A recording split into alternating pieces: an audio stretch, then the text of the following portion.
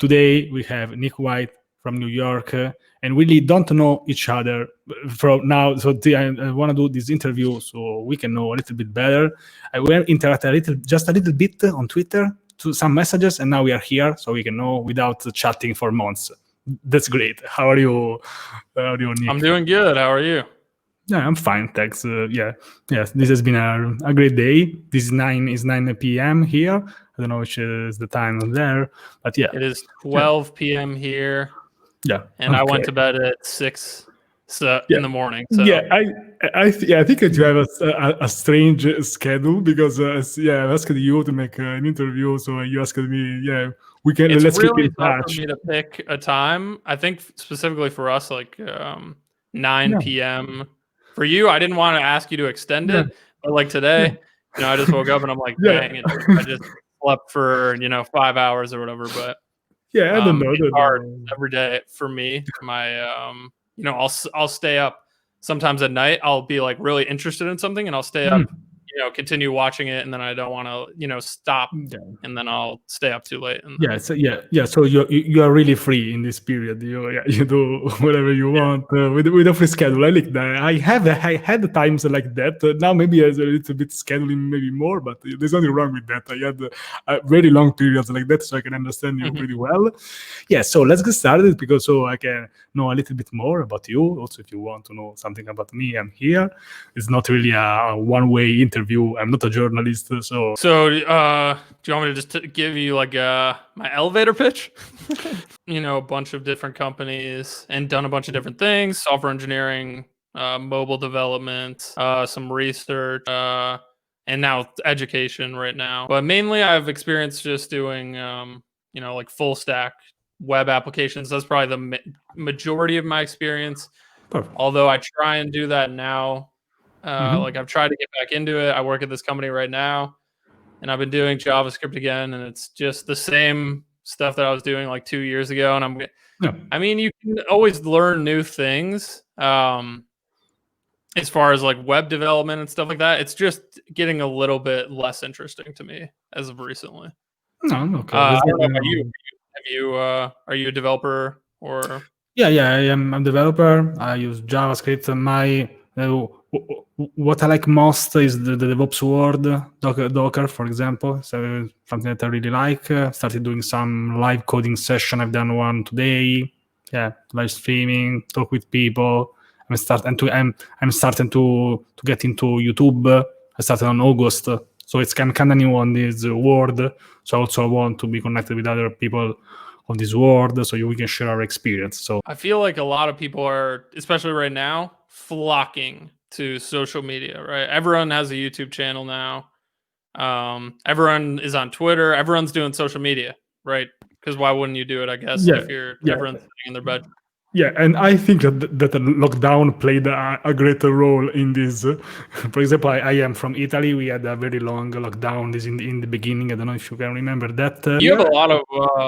you have like a big following on Twitter. You must have started Twitter more than a year ago, at least, right? I think exactly 1 year ago, I started being active on Twitter. Before, I had really zero online presence, from zero, really. For me, the socials were really just a waste of time. Was just creating like the coding by myself. I was really exactly that kind of person that you can imagine. And now I've switched my mind. I'm here. I'd like to share something. Yeah. I'm getting used to that. Maybe a little bit addicted to Twitter, but that's it. Yeah. Twitter is interesting for me because I don't know. I'm getting kind of like I said, how I followed you is, I see some of these. I saw some programming. I mean, of course, there's programmers on Twitter, but I didn't know there was programming Twitter influencers. Like specifically, this huge niche of like there's a bunch of these. There's a million people. Like I went into one of the people I was following, who's a developer. Then I went into who they were following. They're following 700 people.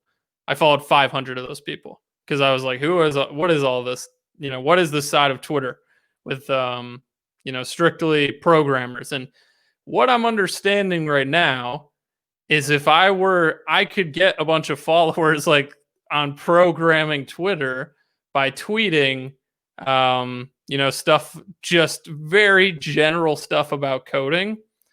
So but also it's like, I don't know if I want to do that, because it's kind of like, I don't necessarily care when I'm sending these tweets. I'm like, oh, I know that people are going to like this tweet. It's just a basic joke about coding, or it's just you know what I mean? So Yeah, it's that side of Twitter is definitely interesting.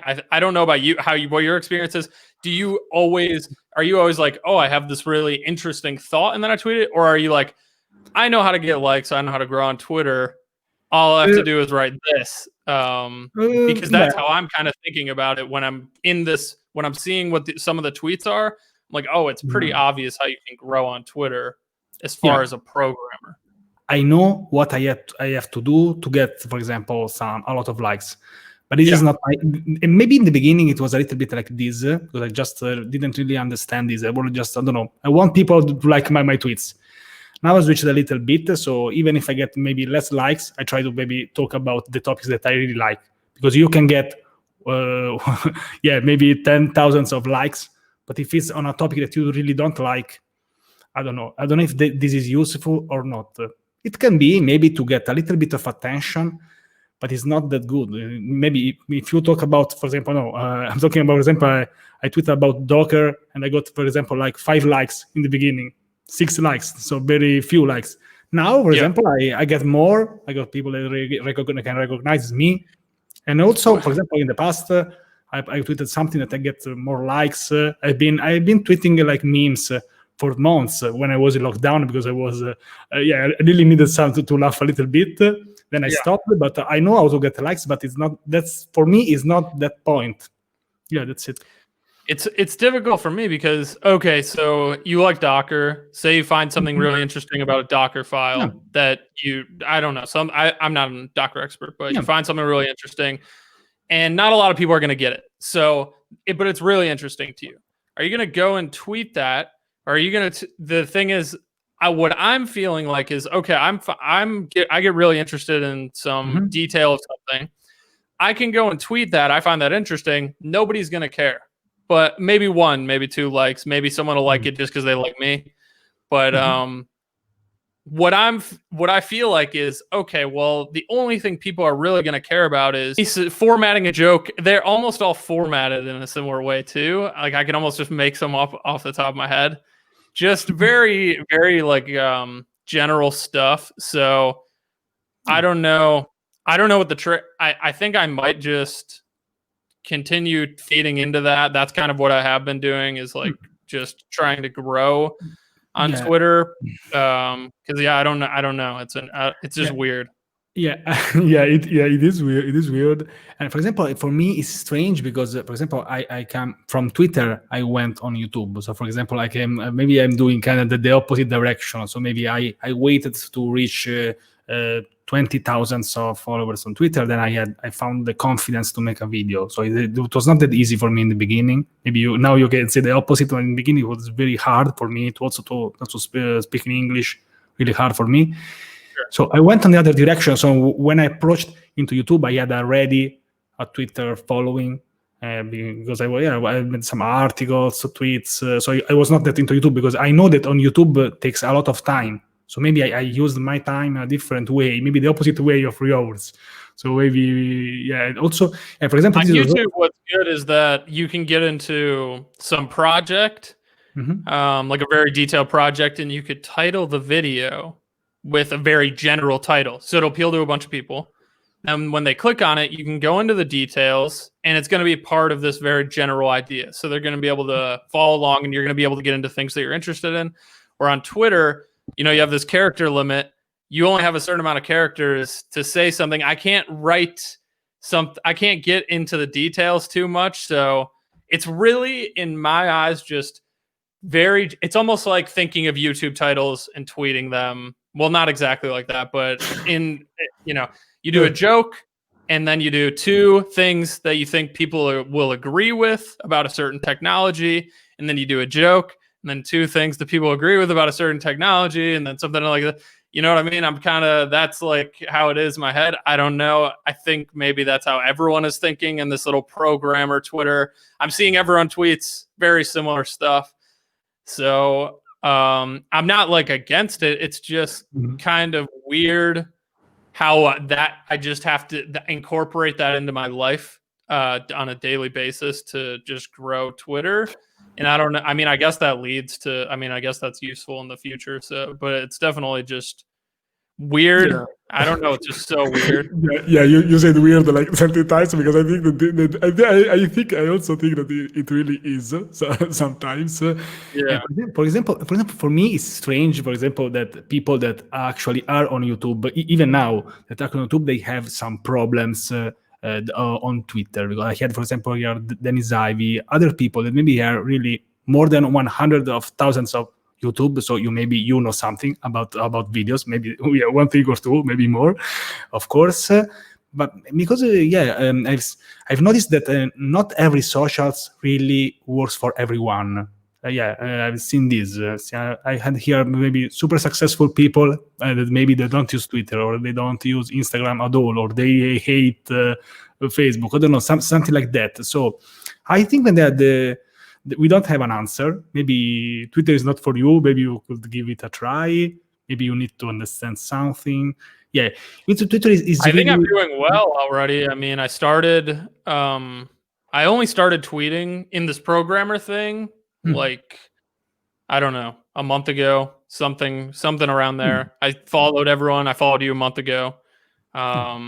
Before that, I was tweeting, whatever. I tweeted whatever. I tweeted, this cup sucks or whatever, But now I'm tweeting, CSS is like this because CSS is like this, anything relatable to get likes. But the thing is, these people that are following me, I've gained 500 followers in the past month or something like that. That's good for starting off my first month of this programmer thing. I'm like, okay, wow, this is crazy how fast I'm getting way more likes, but I'm also tweeting stuff that I don't care about in the slightest bit. I'm just tweeting completely ingenuine thoughts just because I'm seeing these people are getting likes doing this. I'm just going to copy this. I'm going to get likes. I'm going to get followers.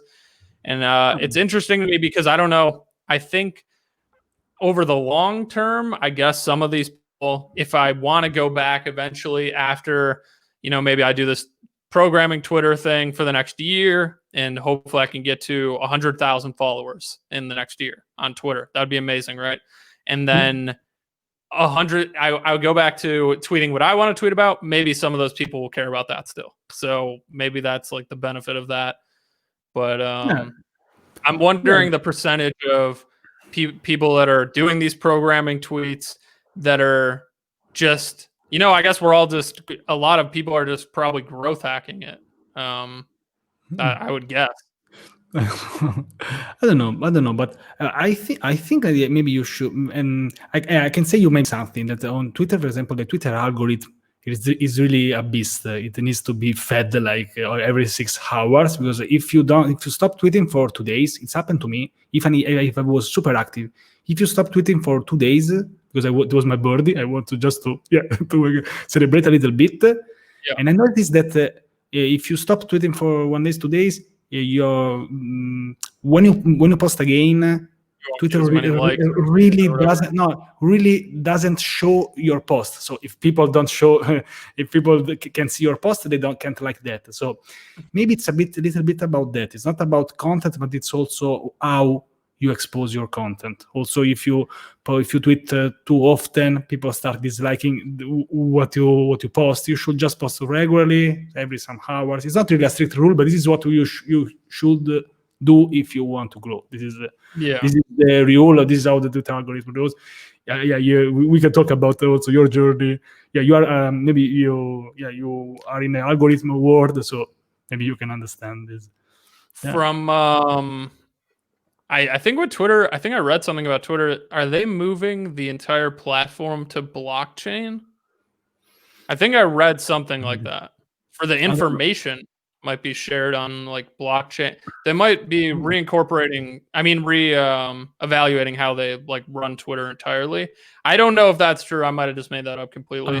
But I think I saw an article the other day. I know Jack Dorsey's like really into Bitcoin and blockchain and all these futuristic technologies. And I think I might have read something where I've been watching podcasts about social media where, it's addictive, bad for your mental health. Sometimes there's a censorship, companies can censor people and stuff like that. And it's like, they're talking about what is a fair system for all this information. And then blockchain is like a good way. Blockchain's a good way to do a lot of things. I mean, if a lot of different things, when eventually a lot of things move to blockchain, decentralizing a lot of things is going to be good. Can you please, thank you, Nick. Can you talk a little bit about your YouTube journey? Because I've seen that now you have more than 100,000. So I'd like to know maybe from the first video on what you are doing now, or the latest video. What are they about, if you want? Yeah. So have you ever heard of the site LeetCode or HackerRank? They're these big platforms that you could learn, skills. You could learn programming languages. HackerRank, you can learn programming languages or some other things. But LeetCode and they mainly revolve around like data structures and algorithms problems. And when I was in college, when I was going for computer science, and I needed to get like a full-time job, and I wanted to work at one of the best companies like Google or Facebook or whatever. And I remember going to hackathons. So I used to go to a bunch of hackathons. And one of the hackathons I went to is in like 2017 or 2018. One of the kids I was on a team with, he was telling me how he interviewed at Google before, and he showed me the site LeetCode. And at that time, it was somewhat popular, but it only had 500 questions and not that many people were using it. It wasn't like this big thing. And when I found that, I started doing them. And then I was sitting in my bedroom doing them. I was doing Twitch streaming. So I was trying really hard on Twitch. I'd basically come home. I would do all my homework assignments from college on Twitch. And I would basically be live from the moment I got home from school until I went to bed, like every single day on Twitch. Because I was like, oh, Twitch, I want to be a Twitch streamer. Great. And it wasn't going anywhere. I gained like 50 followers, I streamed, for so long, and nothing happened. And I was doing these LeetCode problems, and I was like, okay, well, there's nobody's talking about this. Nobody's posting this on YouTube. I'm spending all this time doing these. It would be so simple to film a video. So really, I just opened OBS while I have my MacBook out. And while I solved the problems, I just hit record and then talked through them. And then I posted, I just did that the entire time I studied, from when I was studying to when I actually interviewed at Google. And by then, people started actually watching the videos and commenting. And by then I was like, okay, well, I guess I'll just continue doing them. And then I just did it, for a while. Yeah. So basically, this is exactly what I was talking about before. That maybe you just needed maybe to change a media. Maybe you on YouTube that content can work, and on Twitch maybe you had less people maybe watching. So this is basically what happened. So you changed your media maybe with similar content, and it can change really the world. So this So maybe you think for Twitch specifically, there's no organic growth on the platform. Like, you're not in the way Twitch works is there's categories. So there's like science and technology category. If you have 0 viewers, unless people scroll all the way to the bottom just to look for someone with 0 viewers, nobody is going to find you, because basically the people with the most viewers get put at the top of the category. And as you scroll down, it's less and less viewers. So you could scroll down 5 pages in a row. The science and technology category doesn't have that many streamers at one given time, especially not 2 years ago compared to all the other categories. But still, scrolling down when I have 0 viewers compared to, let's say I'm competing with 50. I think there are 50 or 60 other streamers at the time. I'm at the very bottom, starting out from scratch. I don't have a following. I get one person coming in from time to time. And I think I grew it to 300 was after like 6 months of nonstop streaming, which that's just so slow after putting, hundreds of hours into it. And what you have to really do on Twitch is go over to something like YouTube, put the Twitch links in the descriptions of all your videos. And that's what I did. That's because I started at Twitch. So for my first video teaching these algorithms, I said, hey, what's up? I'm Nick White. I do tech stuff on YouTube and Twitch. so that I could get people over to Twitch, because that's what I originally wanted to do the entire time. Yeah. So basically, this has been for sure a very great idea. I think, in my opinion, for example, on YouTube, maybe if you want maybe to learn something, maybe, I don't know. Now I think about YouTube. Even I've done something on Twitch, maybe also with other developers, but maybe people in the beginning, maybe YouTube, maybe it's more easy. Maybe the people can find you maybe in a more easy way. You have your word, 100%. you have all your videos. If you get, for example, some people that they really like your videos, maybe they can start watching that, sharing them, even if they are, as you said, let's say in a very open format, not super polished. So you're just talking in front of a camera. I had here a lot of people that were really successful with this strategy.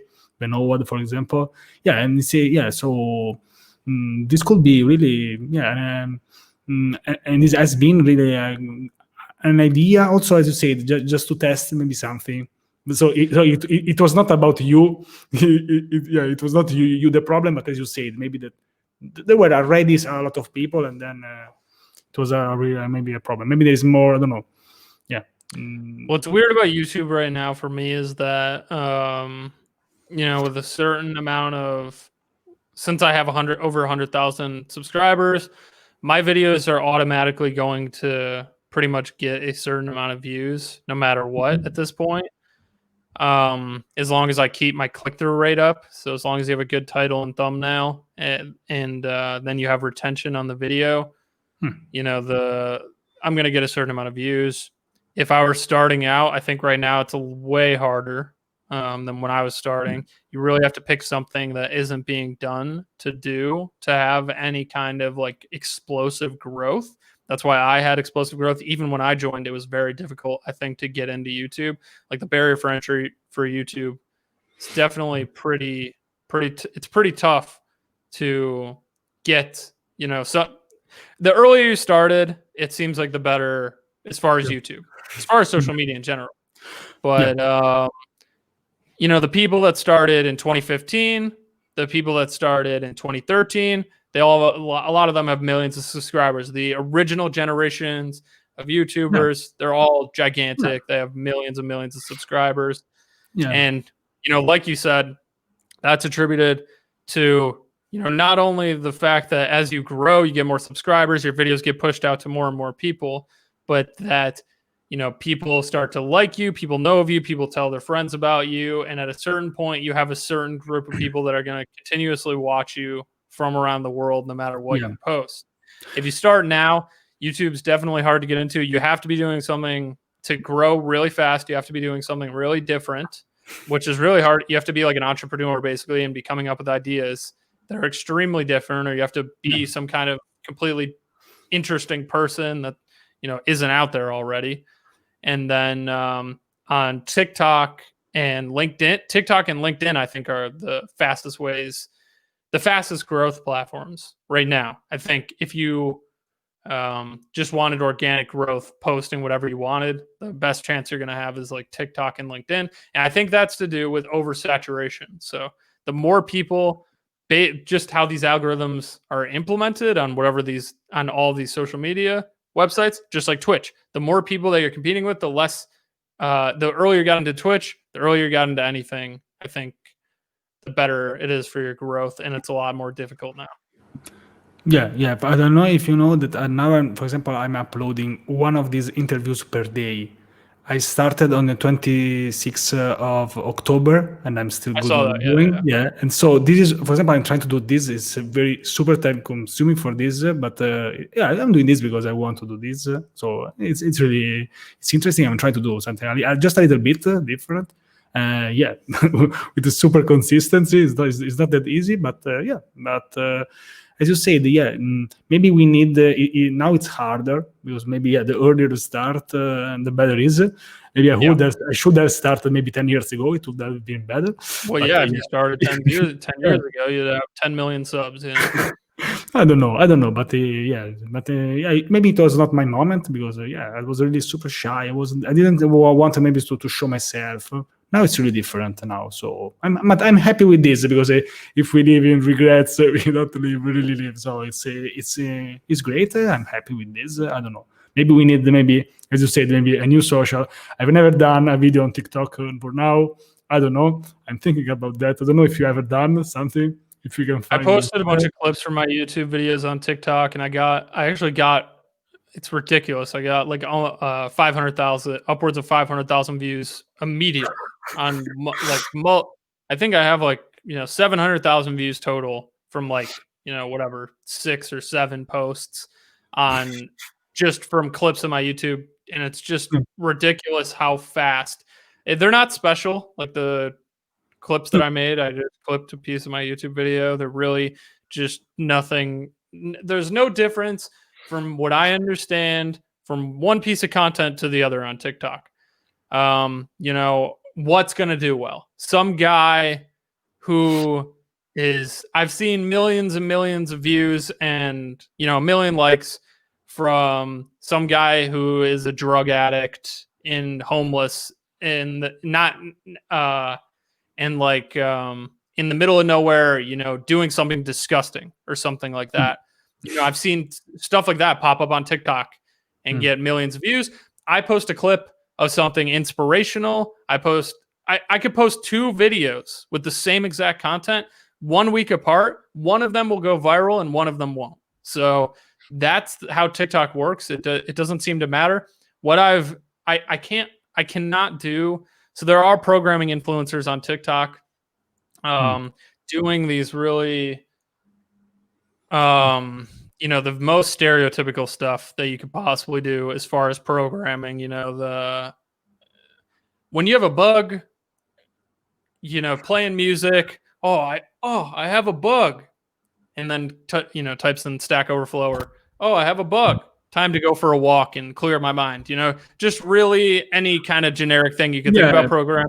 Yeah, but I think in that case it depends on the person who is doing this. If a person is already known and he does that, it gets maybe 1 million of views. If one people maybe does this, maybe I don't know, maybe it's about that. Well, these are people that don't have followings on other platforms, right? These are people that only have. These are TikTokers, these programming TikTokers. Mm-hmm. So there's a few of these people. They don't have Twitter followings. They don't have YouTube followings. They don't have Instagram followings. Yet they have hundreds of thousands of followers as programming TikTokers. I don't know what that translates to necessarily. You probably, I did TikTok. I think I saw someone said they saw me from TikTok. I think maybe let's say I have 4,000 followers on TikTok and I have 700,000 views. Now on YouTube, that would translate into something. 700,000 views, that would translate into legitimately money. 700,000 views, that's over $2,000 probably. On TikTok, that translates into nothing. I think for 1 million views, you get $3 on TikTok if you join this creator fund. So as far as views getting money, I don't think that really helps. Now, I guess the best thing is people knowing of you. So people seeing your video, seeing your face, I guess that can't be a bad thing if the video's if it's something that's good. So I guess getting my face in front of the younger generation isn't necessarily a bad thing, but I don't think it's translating into followers. These programming TikTokers that don't have followers on other platforms, maybe they've gotten from 100 to 500,000 followers on TikTok. Maybe they got 1,000 followers on YouTube. Maybe they got a lot. It translates a lot over to Instagram. I don't enjoy doing it. It's not going to benefit me financially, and it's really not going to benefit me that much altogether. What I'm going to do is I'm just going to take a selfie video every day and just literally tell people to follow me and like my TikTok and go follow my other social media. And I'm just going to say that every single day. And, some of those will probably go viral because like I said, the quality of content doesn't seem to matter necessarily. Anything can really go viral there. So I don't know. Maybe as you said, maybe you should, when you feel that, maybe give it a try. For example, as you did for YouTube. Maybe if it works for you, you understand that it works for you. You can do that. Otherwise, you can close everything, and nobody will ever remember about that. Yeah, so I've seen something. Can I ask you maybe a not very comfortable question? Because I've seen that usually I go on the YouTube channel, the people that I'm going to interview. Sure. And I've seen that your last video, it was like on 1 month ago. So I don't know, maybe it's if you are. Okay, I thought you were gonna. I was like, oh no, the hard hitting questions coming out of nowhere. But no, that's not a hard. That's not a hard question at all. I actually removed it. I removed a bunch of videos recently. Literally yesterday, I removed 30 videos from my channel. Just because I think that I've been kind of going down this path from, educational content to then doing, joking around fun stuff. And I kind of want to get back to doing more educational stuff. I kind of want to do more serious things over the next couple years. There's always room to have fun, but I think I've done that period, and I'm ready to try and get a little bit more serious and do some things I'm actually proud of, as opposed to, just kind of joking around and showing people my personality. I think people understand my personality a little bit more at this point. So I want to get back into getting a little bit more serious, because I actually, that's kind of the main thing. So I did have some videos that I posted recently, but everything's kind of just been whatever. I can post whatever, it seems like, and as long as it's mildly interesting, it's going to get views. So I want to post something I'm actually start posting things I'm actually interested in, and maybe other people will actually be interested in soon. Yeah, for example, I've seen that you have posted something, maybe, I don't know how to call them, the YouTube community. I don't know how you call them. You are asking for something, maybe you was talking about people, about content that maybe will come out maybe later, and maybe that. I've seen something. I'm trying to figure it out. I've actually been exploring new ideas. I've been taking some courses on data science, machine learning. I bought a bunch of books recently. I've been reading. And what else have I been doing? I've just been like exploring. Oh, I've been getting into actually product design, like physical product design and manufacturing. So, I think that's really interesting. I like to do things that I haven't done before. That's kind of the main reason I'm trying to move on a little bit right now is, okay, I have accomplishments in the actual tech industry as far as software engineering, and like real world, experience. I have accomplishments there. Then I went over to YouTube. I have accomplishments here. And on social media, I have accomplishments here. I built kind of like my own little, what's it called? Type of self-employment that generates income and like somewhat of a business. And now I kind of want to get into something new. So I'm trying to figure out what that is, which is definitely difficult, what you want to put all your time into. But I think the main impact points right now, as far as what's going to be the safest thing to learn, because also you don't want to learn something that in a few months is going to be irrelevant. For example, I don't want to learn some new framework comes on a JavaScript. I don't want to, there's something called Blaze or something, or maybe that's like a C# kind of thing that's coming out recently. I saw this versus React. It's like this new framework coming out. Am I going to sit down? Am I going to look at this article where it says Blaze versus React, and then I see Blaze, and then I'm like, oh, Blaze is going to be this new thing, and then I do it, and then nobody uses Blaze, and then it's completely irrelevant. I remember during one of my first internships, I was told you need to learn Ember.js. Ember.js. We're going to go with Ember.js. I learned all of Ember.js. All right, we're not doing Ember.js anymore. Ember.js is completely stupid. We're going to do React at this point. I don't know if we pass more time of our life sleeping or learning JavaScript framework, basically. Yeah, well, like I don't want to learn a new thing that's going to become irrelevant. So I want to learn something. I think machine learning, this has been around for a long time. Artificial intelligence, these ideas have been around for a long time. Even before computers, with just mathematics and statistics, like the ideas behind them. So I don't think those are going anywhere. I mean, I think we're literally heading towards a point where everything is, machine learning is, so all the social media is machine learning, and everything. Machine learning is a safe bet, right? I'm not going to get into machine learning and that's going to go away in 3 days. Oh, no, never mind. We don't need machine learning anymore. That's not going to happen. No. So that's like a safe thing I can get into. I could get into, but also I want to be interested. So I have been taking courses to get interested in this stuff. And also I can say that on it's not my topic. It's not what I tweet about. For example, I'm interested into that just a little bit.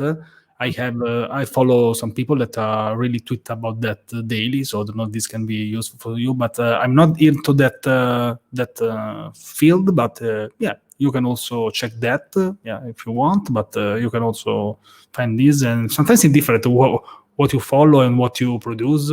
So this can also be a thing. So maybe you are exploring. Yeah, I can understand this. Maybe we have this period where maybe we need maybe something new. I don't know if you like the DevOps world. I don't know. So there are sometimes it's a so big world that there is place. There is room for everyone. Well, it's really the thing is like I had these goals of like I wanted to become a software engineer. I wanted to work at big companies, and then I became a software engineer. I've worked at companies. I understand what that's like. And then I wanted to do some different things in software engineering. I did those things. I wanted to start a YouTube channel. I did the YouTube channel. And now, I'm not worried financially. I think some of the things that were driving me initially are like, okay, I want to make a certain amount of money. I want to, drive myself financially.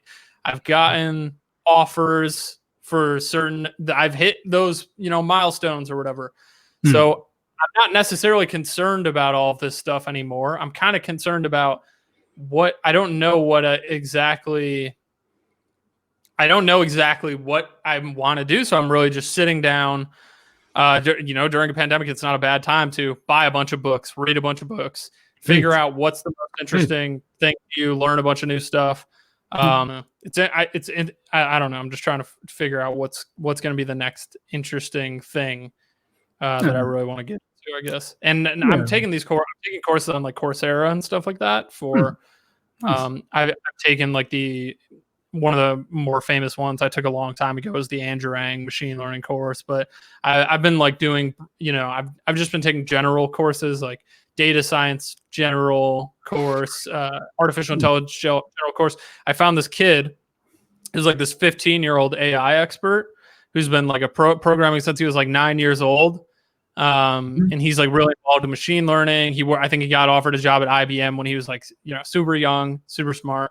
So I look him up. Oh, he has a YouTube channel, So I hit him up, and then I think we're going to do a collaboration soon. So I want to talk to him. He's a good person to talk to, maybe to get a perspective on, this stuff, see if I'm more interested in it, ask all my questions that I need to ask, and see if it's right for me. But I think I want to reach out to people, in these different things that I might be interested in, like product design. There's product design YouTubers. Everyone has a YouTube channel now. So it's as easy as just reaching out through social media. Like you reach out to me, you have a conversation like this. I can ask all my questions, and then I can figure out if I'm going to be interested and keep pursuing. And as you said, I also think that that collaborations is really the best way. Also for you, both to growth and but also for you to understand something. Mm-hmm.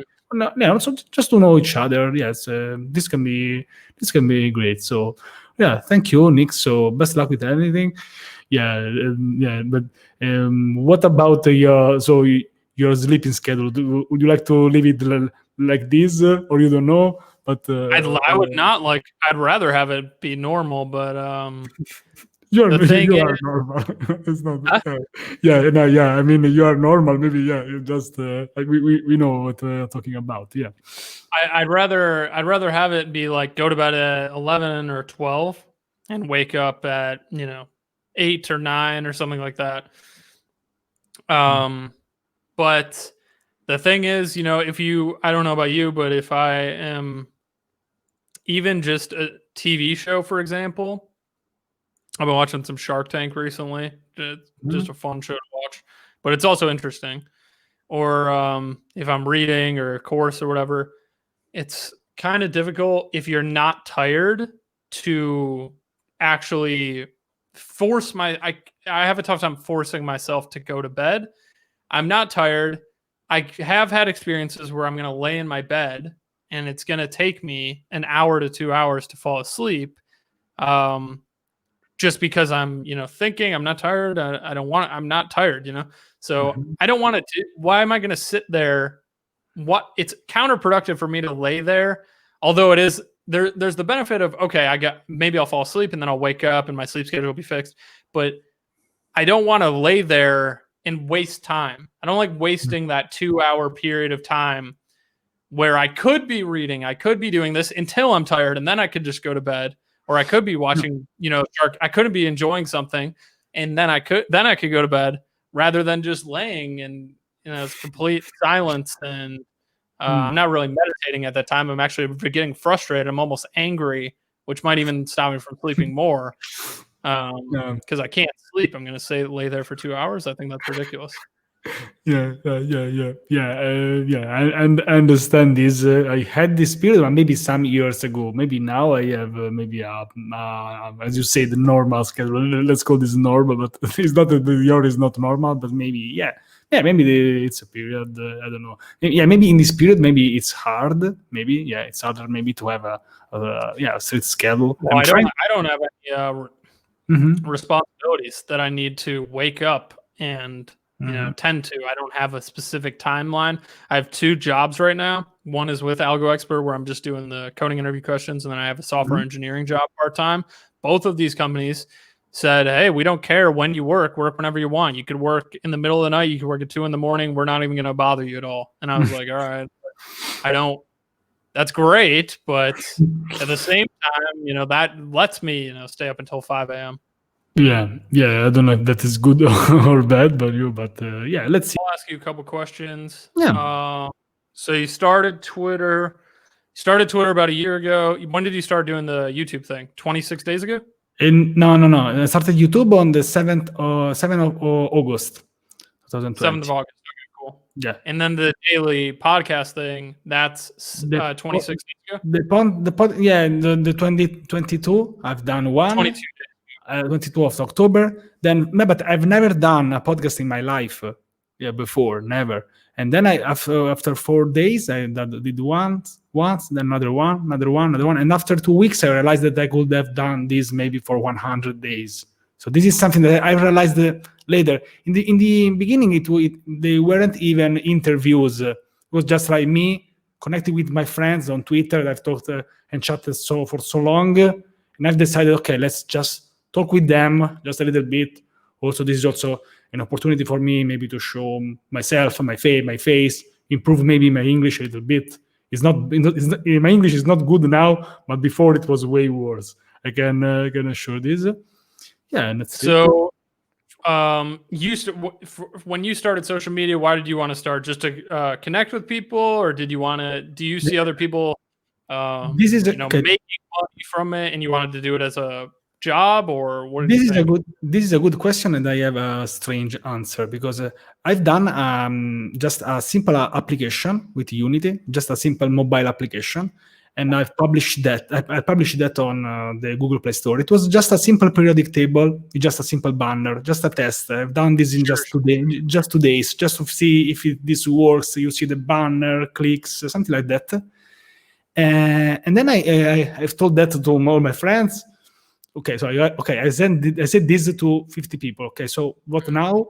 So I started I had this Twitter account. This Twitter account is pretty old. It's just this in 2013, but I've never used that really. So I started to say, okay, let's try to just use my social a little bit more for me. And then after a while, I've totally switched to this. I started to connect with a lot of developers, only developers. Then I started to do something. Then I started to share some tips. It has been a kind of long journey. And then the pandemic happened, and this gave me a lot of time to do things because I was working for the European Space Agency. So I was working there. But I had almost 3 hours of commitment every day, so 100 kilometers every day. And when I started working from home, I had so much free time, so a lot of free commitment time. It was transferred to Twitter basically, and so this is why I also started to grow.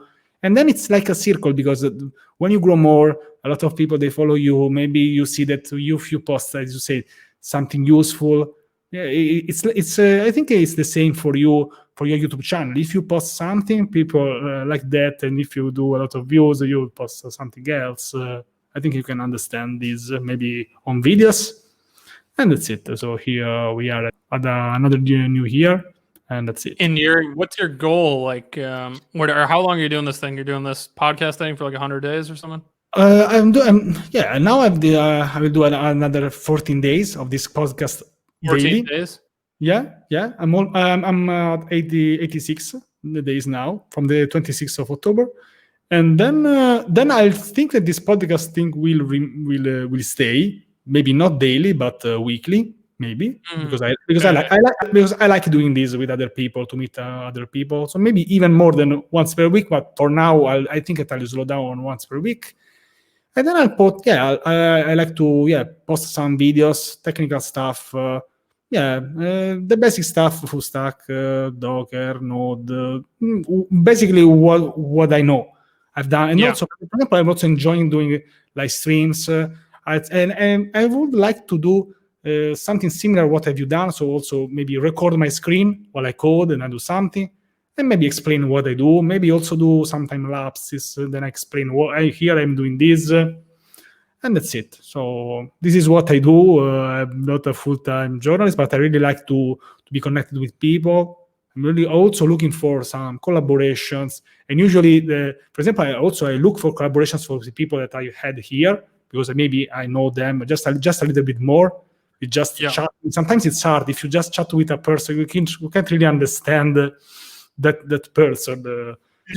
For me, it's easier like this. After I've talked with you, I can read your tweets with your voice. I can maybe understand a little bit more what you say, why you say that. Sometimes on Twitter, you really don't understand why a person says something.